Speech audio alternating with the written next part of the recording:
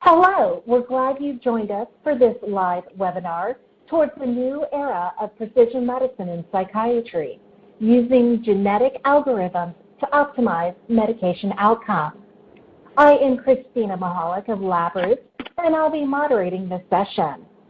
Today's educational web seminar is presented by LabRoots, the leading scientific social networking website and provider of virtual events and webinars advancing scientific collaboration and learning. To learn more, visit labroots.com. Let's get started. You can post questions to the speaker during the presentation while they're fresh in your mind.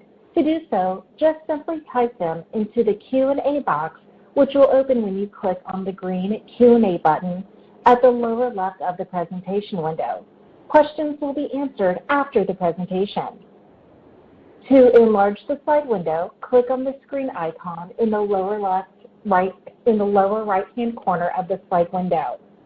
If you experience technical problems seeing or hearing the presentation, just click on the support button found at the top right of the presentation window, or report your problem by clicking on the green Q&A button at the lower left of the screen. This is an educational webinar that offers free continuing education credits. After the webinar is over, please click on the CE button located in the bottom left-hand corner of your webpage and follow the process of obtaining your credits. I now present today's speaker, Daniel Mueller, PhD, head of the Pharmacogenetics Research Clinic at the Campbell Family Mental Health Research Institute at the Center for Addiction and Mental Health, Toronto, Canada.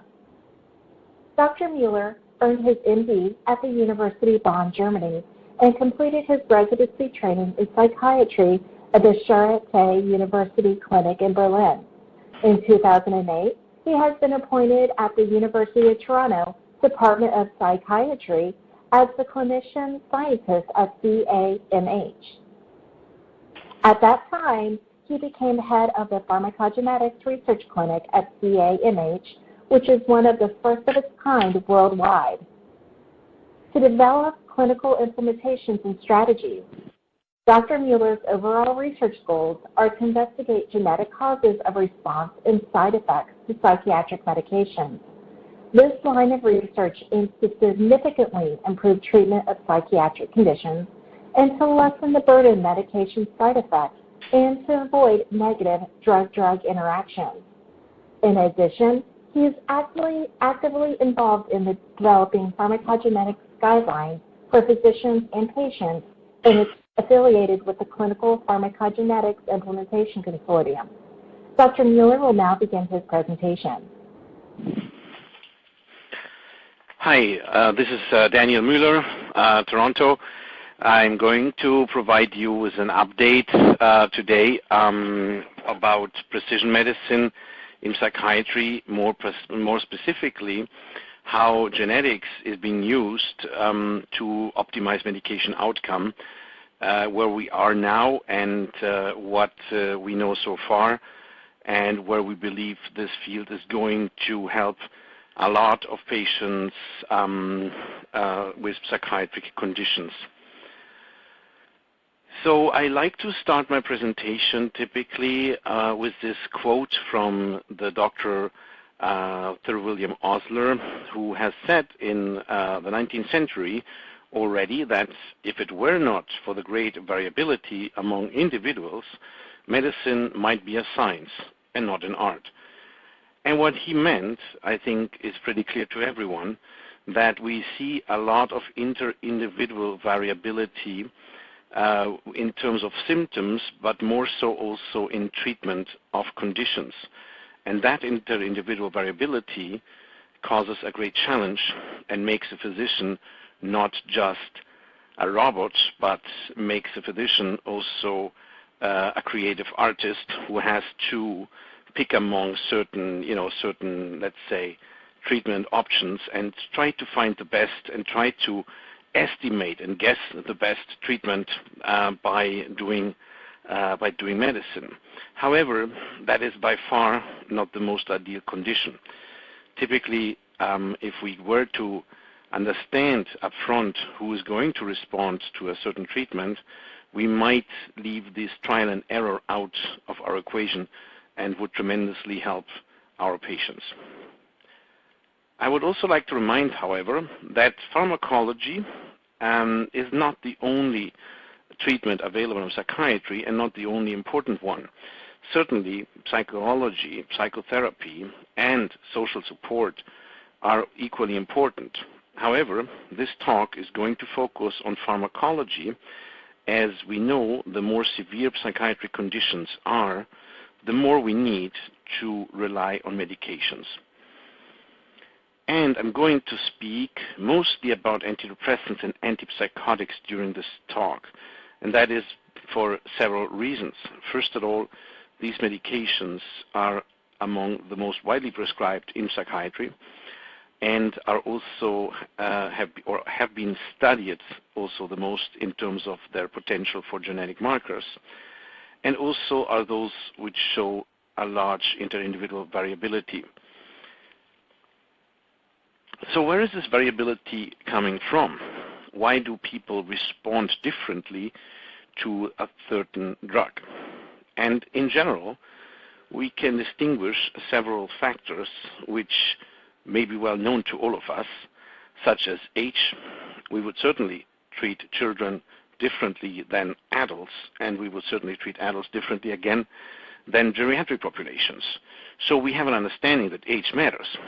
We also know that gender and ethnic background matters, not just for the cultural context, for example, in ethnic groups, but also because of potential biological factors. And gender obviously matters as well, as we know that psychiatric conditions vary dramatically, often in their prevalence between males and females. And so might also the treatment. Then disease subtype is another important domain, meaning that even if we call a condition, let's say, depression or schizophrenia, in reality, there's a huge heterogeneity in terms of their symptoms. And how can we expect, if symptoms differ so much at that level, that a similar or identical treatment will help for the same condition? So we need to keep that in mind each time we do prescribe medications. Finally, and just to remind also everyone the importance of drug-drug interactions, certainly it does matter a lot if you give a drug to a patient who has already taken other drugs, that drug might interact, the new drug might interact with the old drugs. And that can, of course, influence treatment or occurrence of side effects. What is new now in this equation here is genetics. Genetic information might help us to understand and counteract some of the variability if used properly, and if we identify genetic markers which can help us in addition to the other factors to optimize treatment. And I personally believe we have very good reasons to do so at this moment for our psychiatric patients. Now, what is the promise then of pharmacogenetics? If we had a predictive genetic test, we could use it for multiple benefits, one of which is certainly we help the patient to get a better and satisfactory outcome. But that would also lead to improve the physician effectiveness and efficiency, and ultimately that would reduce healthcare costs. So at all levels, we will see a dramatic improvement whenever we can find a predictive genetic test that would really help us to significantly make a difference.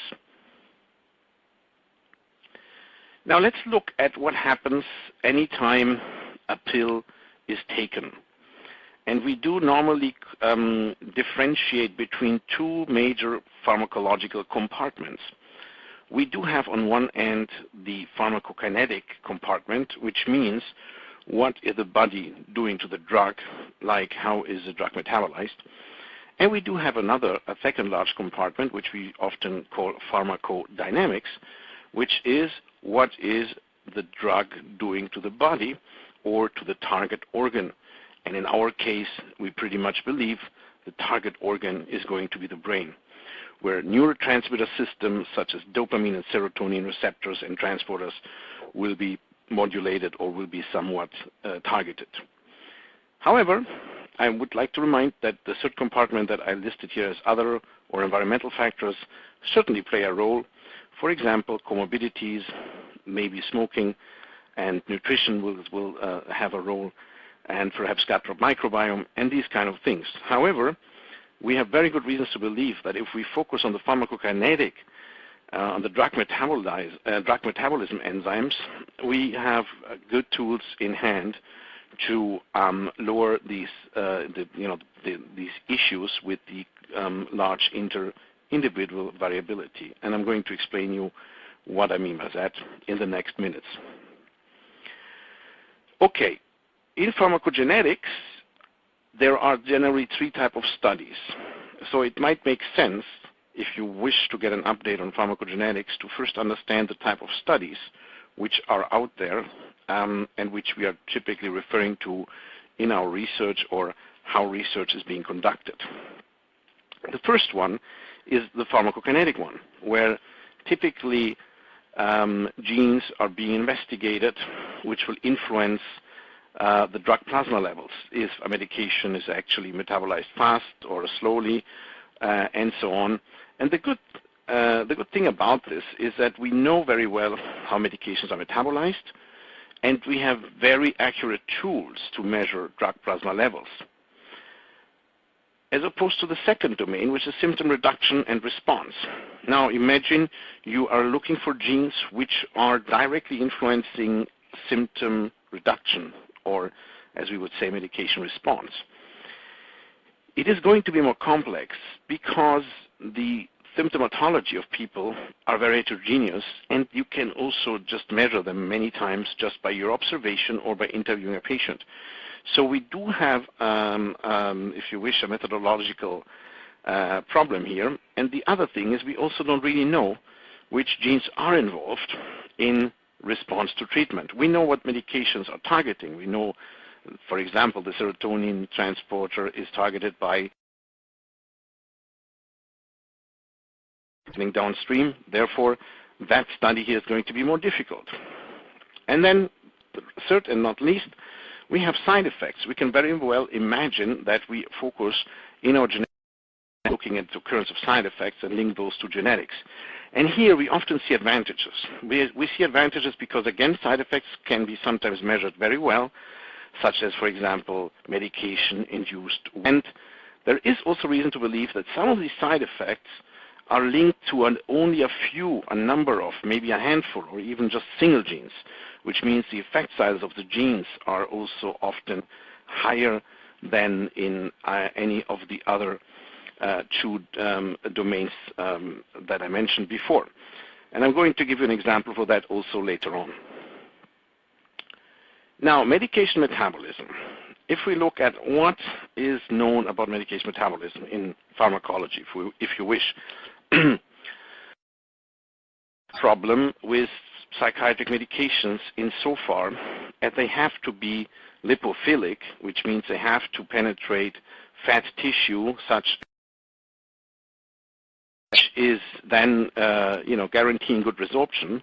However, such lipophilic substances are difficult for the body to eliminate. The body does convert these molecules into hydrophilic substances by hydroxylation. So if you wish, our body is acting upon this problem, solving by hydroxylation, by adding hydroxy groups to the molecule, which then is mostly located in the liver, some of which is also located in the intestine, and even in the brain. There is reason to believe that there are some of these enzymes available who will convert these medications into hydrophilic substances.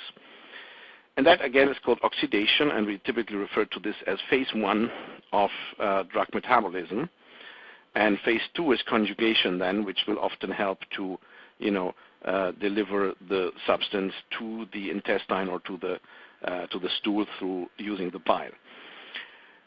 If we look at the phase 1 enzymes now, first at all, good news is there aren't that many phase 1 enzymes available or involved, which is good because it limits the number of targets that we have to look at. And I circled the ones which are particularly important in drug metabolism as those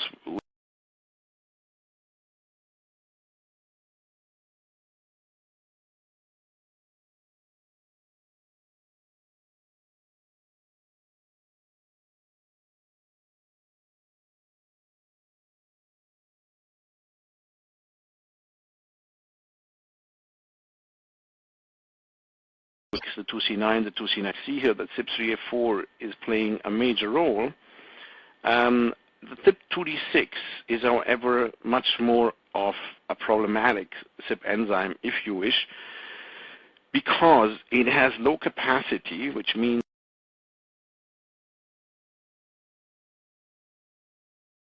it's quickly overrun, prevalent in lower number than CYP3A4,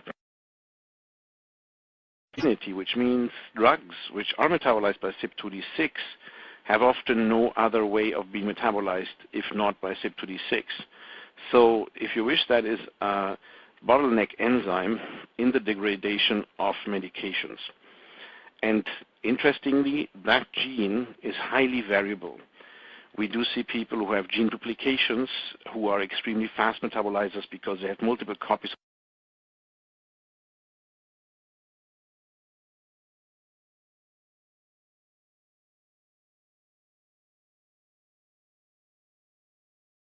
of patients will basically metabolize drugs which should be metabolized by CYP2D6. And I'm giving you an example about 20 years ago. And that was a young man who was 36 years old and was diagnosed with depression, which got treatment resistant. So he was treated with Amitriptyline, and the physician then added a second antidepressant in this young man, who by that time already lost his job and was left by his wife and children. And then, unfortunately, 6 weeks later, this gentleman was found dead in his apartment. Now, the autopsy revealed excessive levels of amitriptyline, and therefore the cause of death was attributed to suicide. That, however, did not fit well with the family members who did not believe in suicide and who also had the problem that the life insurance would refuse to pay. That triggered them to ask for further analysis, which were eventually agreed upon. And the doctor in charge, the doctor who was asked to investigate that case, in fact revealed that the amitriptyline level was high in each body compartment, which wouldn't be the case if this was in a one-time overdose.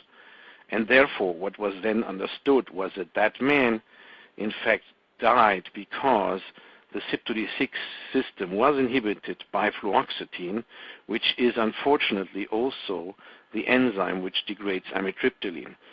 And because amitriptyline could no longer be metabolized, it accumulated in the body system up to a certain level where we believe typically will lead to cardiac arrest.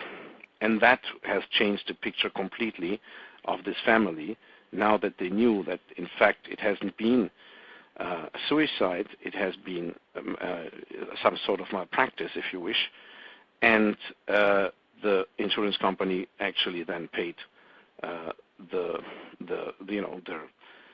claim. But what is important here is to understand that some people are born with a situation as if they were taking fluoxetine since birth, meaning they have a very low functioning CYP2D6 system. And you can well imagine that those patients, those people, are not doing well if you treat them with CYP2D6 metabolized medication. And I mentioned that we can distinguish between those who are, having no CYP2D6 enzyme, who we call poor metabolizer. We then typically distinguish another category, which are the slow or intermediate metabolizers, which have some functioning, maybe one functioning allele where the gene is located. Then we see the group of normal or extensive metabolizers, and then we see those who have duplications of the genes and who we call ultra-rapid metabolizers. And here is a picture, if you wish, a simplistic picture of a Gaussian distribution, where you can imagine that any individual of a given population will fit somewhere. This will be somewhere a dot in this curve under the curve will be somewhere in the area under the curve. Now the vast majority is typically normal metabolizers. So that is maybe also one reason why genetic testing has not become part of a routine right now, because most of the people will do well if you prescribe them, let's say a CYP26 metabolized medications. But if you look then on the left and on the right side of the curve, you will see that these people might get into problems. So this is why we call this approach individualized or personalized or precision medicine, because it will really take care of everyone and not just of the majority of cases. But I would even caution to call these people outliers, because depending on the population, it will be that you see a huge variation between frequencies within populations. For example, CYP26 poor metabolizers are about 12% of the African population, 10% of the Europeans, but only 0.01% of the Japanese population. However, Asians, including Japanese, are much more likely now to be, for example, CYP2C19 poor metabolizers, which you only see in 2% of the Europeans. So if you look at this picture now, you will understand that precision medicine is also helping to treat and also to address issues that may occur in certain ethnic populations because of the differing frequencies of CYP enzymes. And here is a picture of real data collected by Andrea Gedek, which gives you an idea in this cohort of 362 Caucasian or European individuals. You can see that on the left you would have the ultra-rapid metabolizers, which are just a couple of percent. You will see the green in the middle, which are the normal metabolizers, which is a majority. Then you see a second peak almost, which are the slow metabolizers, and then you see a peak again about several percent of poor metabolizers, and that is basically a typical, if you wish, hospital population that you treat. You can well imagine that if everyone gets the same treatment, it's unlikely that they will all respond to the same extent, or will require the same dose, or will maybe develop the same type of side effects, and that's because of that distribution here. And genetic analysis, again, just to keep in mind, I'm not going to get into details of how the genetic analysis is being done for the sake of time, but genetic analysis can provide precise estimates of this enzymatic activity, which means we can really nicely categorize people according to their genetic profile, in which group they belong. And one more time, talking about ethnicity, here you can see an example of CYP26 allele frequencies across various populations. And there you can see, for example, on the left, that if you have to do with patients from North Africa, more precisely from Northeast Africa, countries like Sudan, for example, Ethiopia, there's a 40% frequency of ultra-rapid metabolizers for CYP26, whereas the Europeans are only present in a few percentage of cases. And for example, if you go to the IM group, you can see a huge bar, the yellow bar, which stands for patients from East Asia, and you can see again what dramatic difference in frequency we see for intermediate metabolizers for CYP26. So one more time here again, ethnicity matters because of these reasons. Now, taking a step back and thinking now, how do other people comment on that situation? What are expert groups telling? What are the regulations out there in order to use such a pharmacogenetic strategy in psychiatric practice? And we have been luckily seeing expert groups, for example, the Clinical Pharmacogenetics Implementation Consortium, or just called CPIC, developing guidelines to all kind of gene-drug pairs which are deemed to be important, which are, as we say, deemed to be clinically actionable, where you have, or where it is found that enough data, sufficient data, is there to justify recommendations based on genetic underpinning. And that is also summarized nicely. All these findings, all these results are nicely summarized on the PharmJKB website. If you go to the website, it's pharmjkb.org, which lists all the current ongoing activities for certain gene drug pairs across medicine, not just psychiatry. But a couple of psychiatric medications have been, or groups have been tackled in the past years and are ongoing to be tackled and to be investigated. And here are the current recommendations, or the publications at least, for psychiatric medications that have been come out so far. And the first one was this one here, which has investigated the level of evidence for providing treatment recommendations based on the genetics when using tricyclic antidepressants.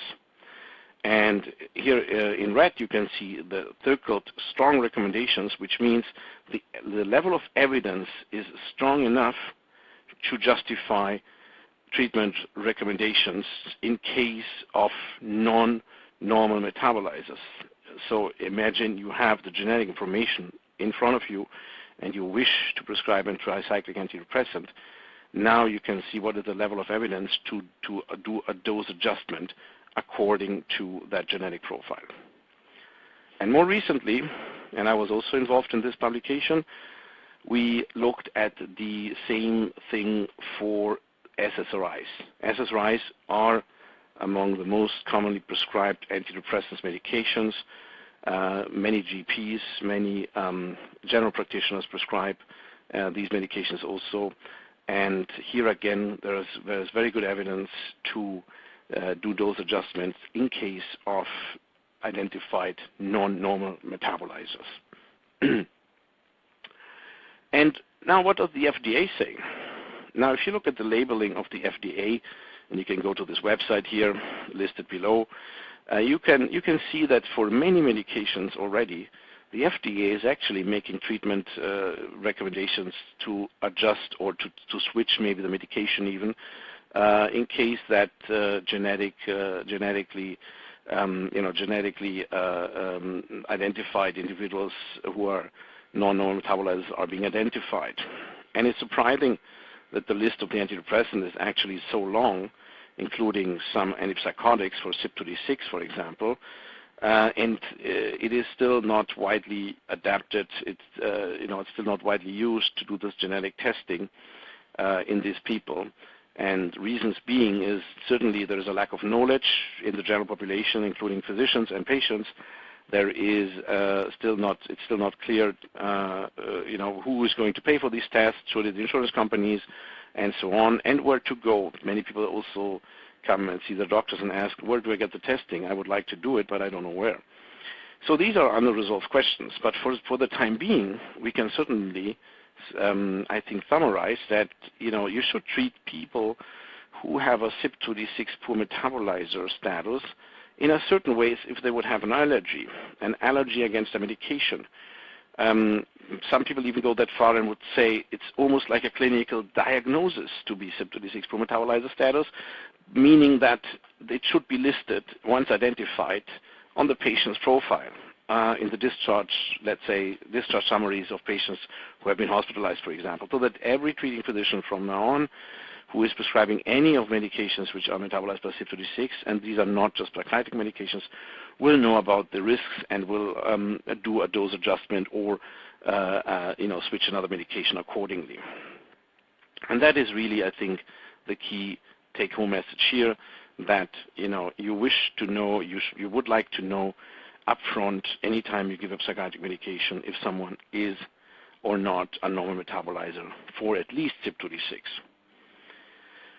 Okay, we have started a few years ago to offer genetic testing in our clinic. In our clinic here in Toronto at the Centre for Addiction Mental Health, which is Canada's largest mental health hospital, we have set out and said we would like to see whether or not genetic testing is feasible in time for patients who are coming to our clinic, if we can, make this understandable, if we can kind of provide information to physicians and patients which they will understand. Then we would like to know if they found it useful, and if they did any treatment changes, if the treatment changes resulted in any benefits. So it's rather a naturalistic feasibility study with one questionnaire given at the end to get an idea about how this genetic testing has been perceived by patients and physicians. And the second publication here on the bottom is in the Psychiatric Research Journal talks about the first cohort of patients being treated or being included, and where genetic information was provided. The nice thing about genetics definitely is that you do have very easy ways of getting genetic material nowadays. You can just use saliva, for example, so it doesn't even involve a lab work anymore. These saliva tests are very well validated, and you need just a tiny bit of saliva if you wish to get all the genetic information that you need. And that genetic information can also be obtained at very low cost these days. So it's another reason for why genetic is really penetrating medicine and clinical practices, because it is really just a straightforward and very simple process to do. And here again, we have called our study the Impact Study at CAMH. In case you want to learn more, there's a website also at the bottom. Now, this was the first initial study protocol that we used for the first cohort of patients back in 2009. And without going into much into details, you can see that we tried to identify patients and follow them up for over 3 months, and then also ask physicians for blood for their feedback by filling out this PIP-FQ, which stands for Pharmacogenetics in Psychiatry feedback questionnaire. But again, you don't need to know all these details. The bottom line is, what did we give to the patients, and in this case, basically through their physicians, what information did we give them? And this is here, if you wish, a report at the time that we were given out to physicians who have referred patients. And we would choose 3 colors: green, yellow, and red. And medications which are metabolized, for example, by CYP1A2 here and CYP3A4, were put in the green bin, because we would say that these enzymes are normally functioning. We don't see any genetic variation that will alter the enzymatic activity. So these medications, for example, Cymbalta, could be prescribed as regular as usually recommended. Whereas this patient here in this example would be a CYP2D6 non-normal metabolizer, which would mean that for antidepressant and antipsychotics, the listed medications here should be given with much more caution and with more frequent monitoring. And as we started with 2 enzymes at the beginning in 2009, we added more enzymes over the years, such that we had, at this point of time in 2012, we routinely screened for 5 CYP enzymes. And nowadays, this is from the spring, we have enrolled more than 7,000 patients, which have all been screened, and these reports have all been given back to the physician. And we're lucky that we got this study up and running through several sources of funding. And again, this is a great opportunity to really, enhance and support that kind of testing in the communities and in our hospitals, including related hospitals with whom we collaborate. However, we became a little bit, well, we understood that there was a bit of a challenge, however, because as you can see on the results page earlier on, there are different CYP enzymes involved in degradation of certain medications. There are often, let's say, maybe 2 CYP enzymes, for example, which are involved in the degradation of medications. And what happens if, for example, you take Amitriptyline, let's say. Amitriptyline is metabolized not just by CYP2D6, but also by CYP2C19. Now, what happens if, for example, a patient is poor metabolizers for both enzymes? Probably that will cause more problems. But what about if a patient might be rapid metabolizer for one enzyme and poor for the other? Will these effects somewhat balance out and so on? These are open questions, but it really means, however, that looking at one gene only might not be the realistic and the best way to go. You would need to look at gene interaction and also create potential algorithms which you can use to better stratify medications. And that was the start of phase 3, if you wish, and this is to use an algorithm, or as we call it, a combinatorial pharmacogenetic or pharmacogenomic decision support model, where you would analyze a variety of genes, and now you would try to basically create this algorithm which would take into account every single result of every single gene, and then stratify medications accordingly.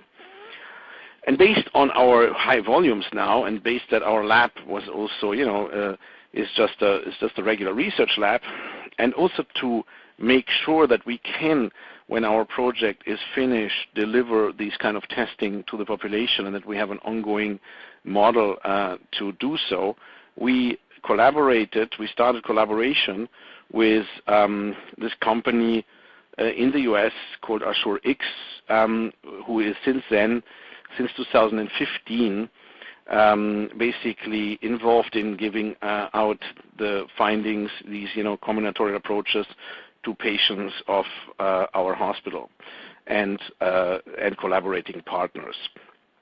And here you can see again a report page with listing medications, in this case antidepressants, antipsychotics, in green, yellow, and red, and according to the genetic profile of this particular individual, you would come up with certain recommendations, which medications you can use as directed, means standardized dosing and so on.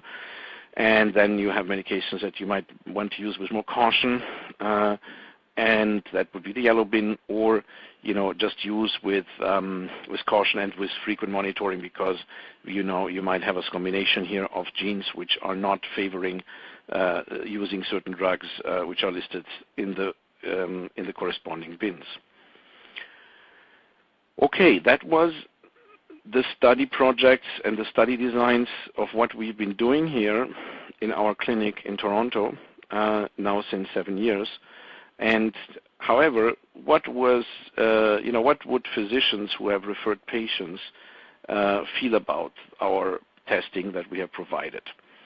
And here I'm going to show you our latest the results of examined and analyzed questionnaires that were returned by 382 physicians across the broader Toronto area, including some rural and smaller cities outside of Toronto, and including, of course, however, also other institutions here within the city, and also some family practice institutions.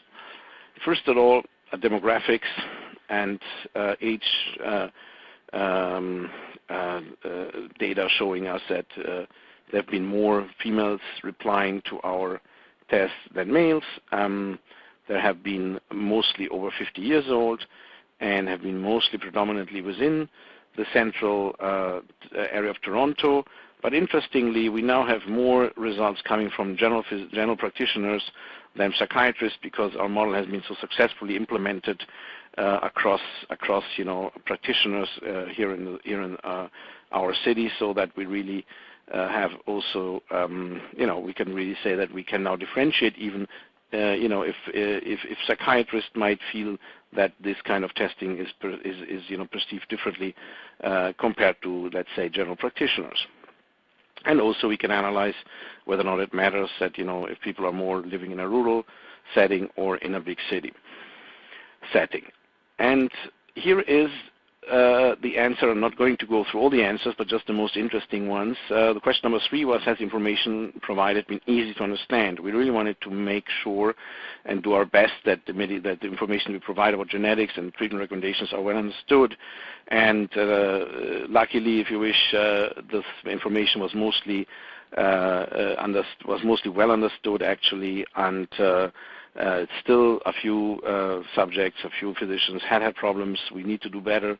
It means to, to provide information more understandably, but still we're on a good path here that, this kind of testing is going to be understood. Now, next question, and I would remind to the physician oath, primum nihil nocere, which means first do no harm. And we were certainly worried, would this genetic testing lead to any harm potentially? Would we hear maybe feedback that patients were disappointed or physicians were disappointed, or it might have made things worse after they have been using the test and they have made, treatment recommendations accordingly. So the question here was, if you were given treatment recommendations and have taken these into consideration, would you say that compared to baseline, your patient has benefited from the treatment changes? And now let's look at the numbers. This is a very, I think, clear number in favor of the testing.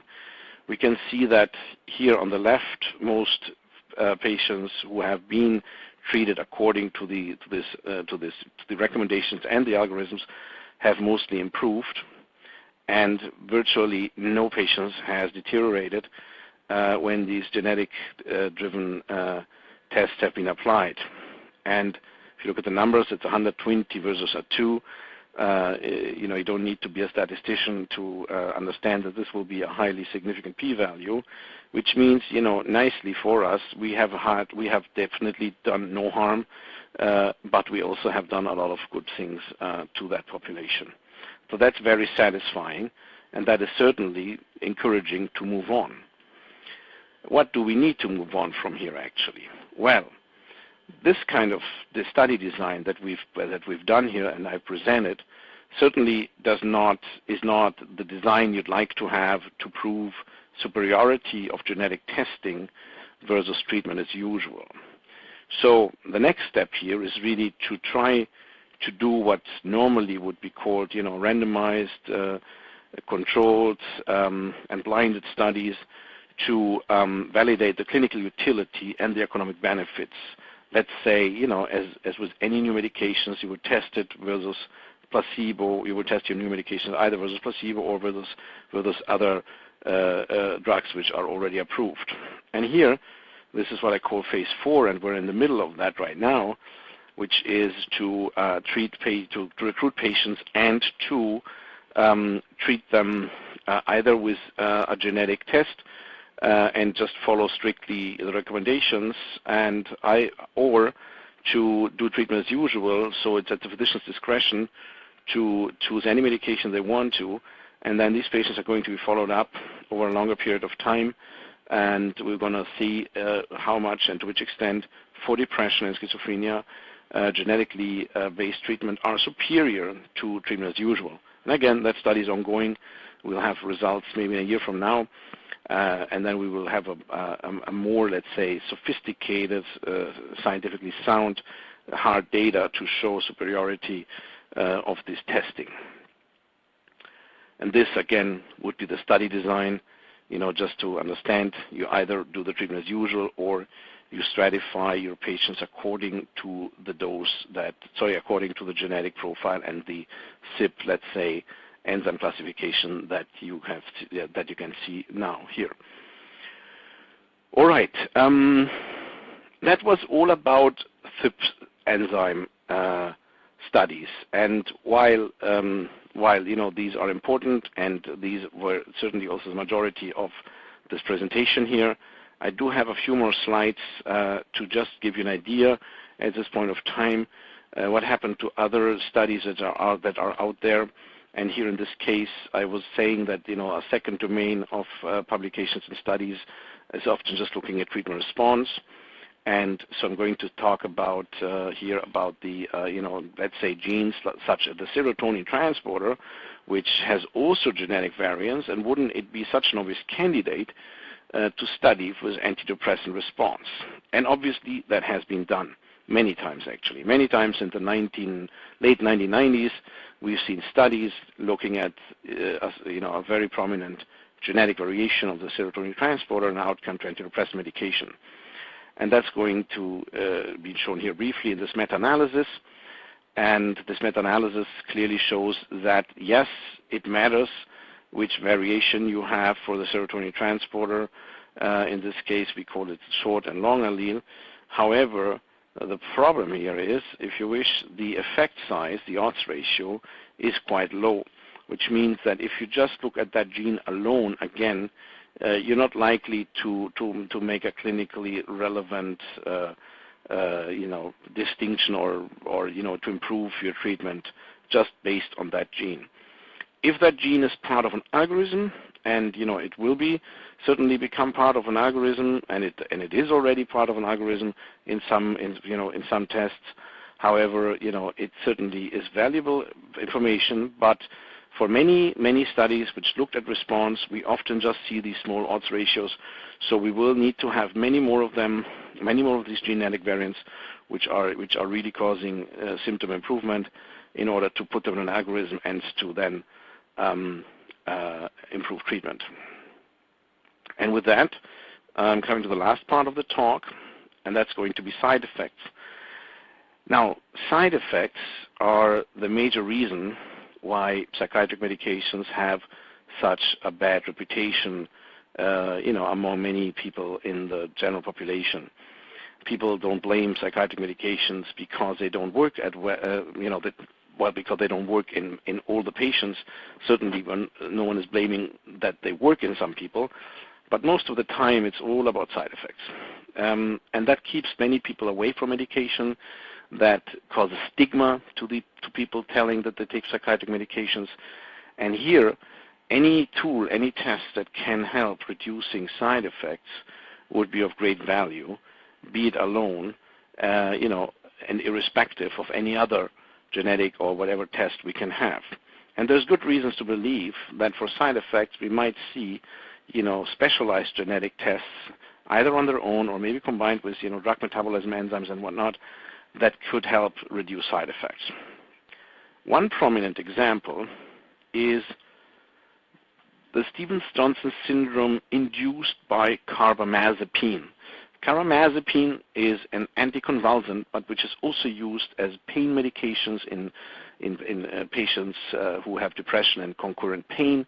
It's used in fibromyalgia, and sometimes also as mood stabilizer for bipolar disorder.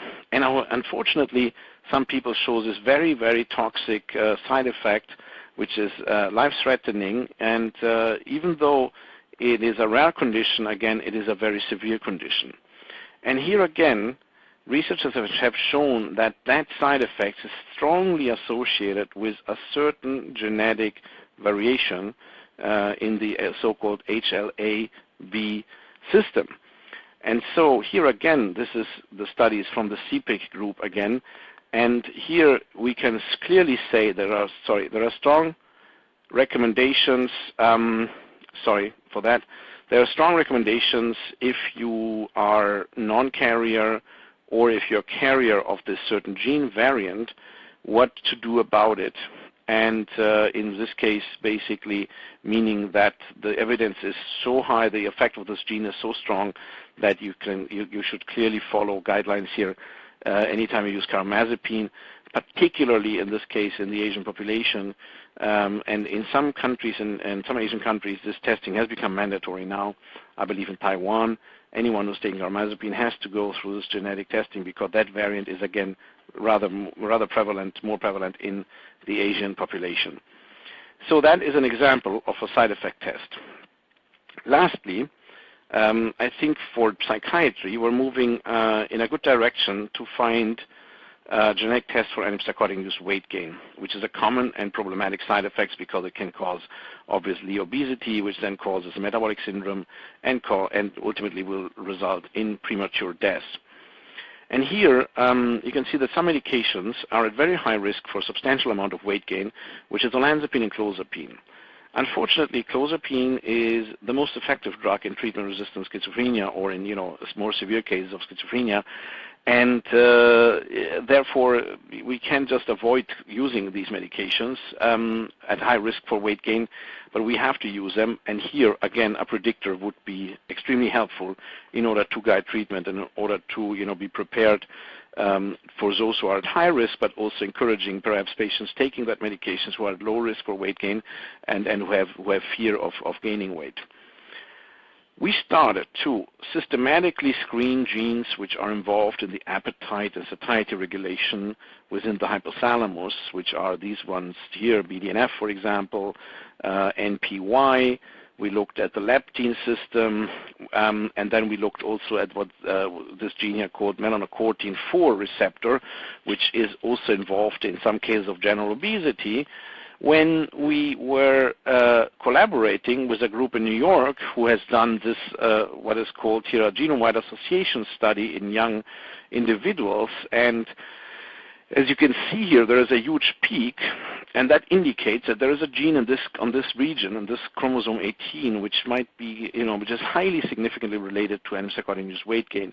And when we looked at the gene, it was actually interesting to see it was just next to the melanocortin-4 receptor gene.